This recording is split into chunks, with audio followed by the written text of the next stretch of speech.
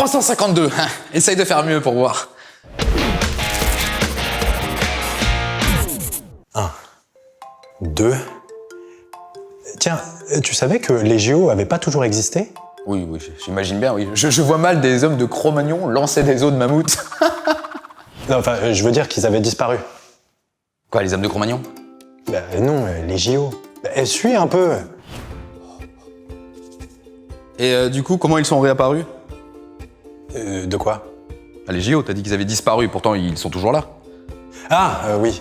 C'est un baron, fan de sport, qui les a réintroduits. Un Français, d'ailleurs. C'est-à-dire qu'il a voulu réinventer les Jeux Olympiques.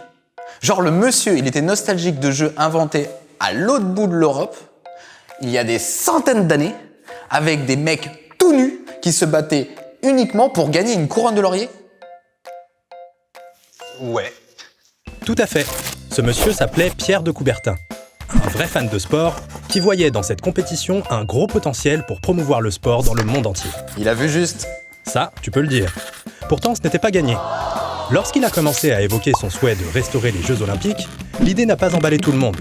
Les Jeux avaient alors disparu depuis plus de X siècles et ils étaient peu nombreux à croire en Coubertin et ses idées. Pourtant, il ne s'est pas découragé. Déterminé, Pierre de Coubertin. Oui, un gars tenace quoi, comme on les aime. Né en 1863, un bon Normand, Monsieur Charles-Pierre Frédy, baron de Coubertin, est issu de l'aristocratie française. Une belle carrière militaire lui était promise. Bof, il y renonça.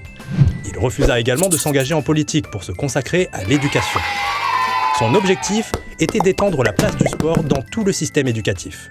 Faut dire que lui-même était très sportif. Et il était convaincu que le sport est un tremplin pour retrouver une certaine énergie mentale. Une énergie indispensable, selon lui, pour l'apprentissage.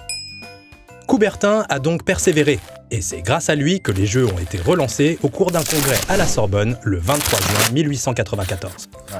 Ah mais je vois, il y a une plaque à son nom d'ailleurs. Exact. Et 2 ans plus tard, les premiers Jeux de l'ère moderne se tenaient déjà à Athènes, en hommage aux Jeux antiques.